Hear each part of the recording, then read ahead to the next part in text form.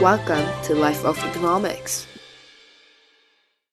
This episode analyzes Jeju's hospitality industry through the framework of supply and demand.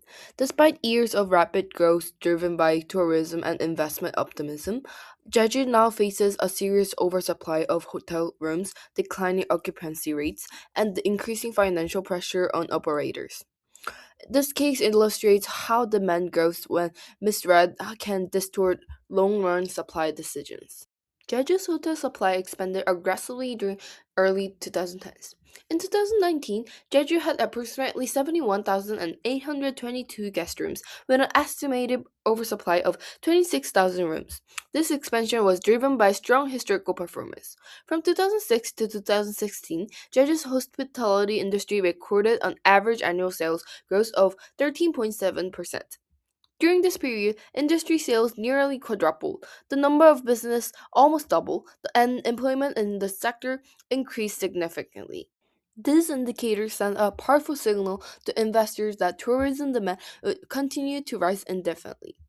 As a result, the supply increased rapidly. By 2020, Jeju had 125 tourism hotels, 62 family hotels, 167 hostels, 59 resort condominiums, and smaller number of traditional and small hotels.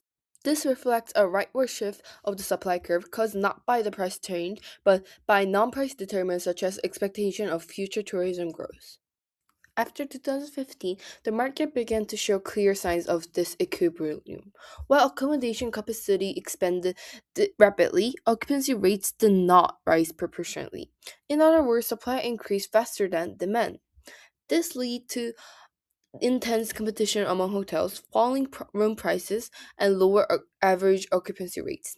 This is a textbook case of oversupply where quantity supply exceeds quantity demanded at prevailing prices.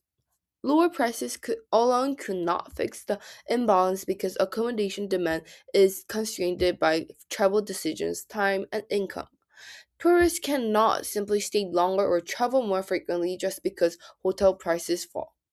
On the demand side, Jeju still attracts a large number of visitors. The daily average number of tourists staying on the island is about 176,000.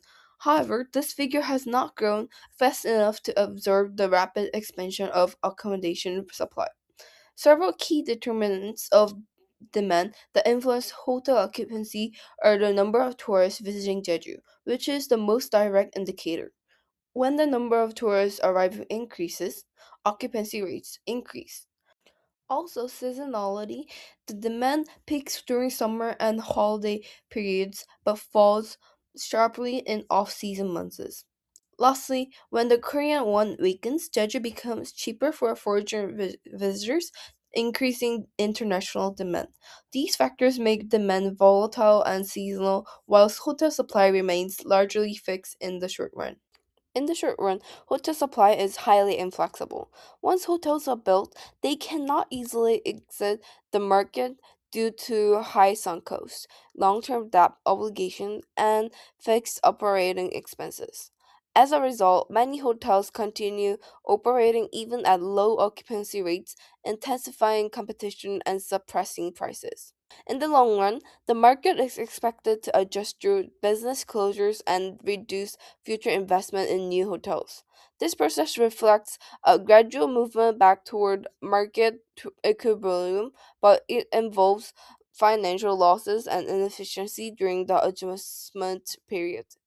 Judge's hospitability crisis illustrates a fundamental economic principle. Past demand growth does not guarantee future demand. Investment driven supply expansion combined with optimistic expectation shift the supply curve far beyond what tourist demand could support. When demand grows slow, the result was a oversupply, falling occupancy rates, and financial strain. This case shows that sustainable markets depend not only on growth but on accurate demand forecasting, flexible supply, and realistic expectations.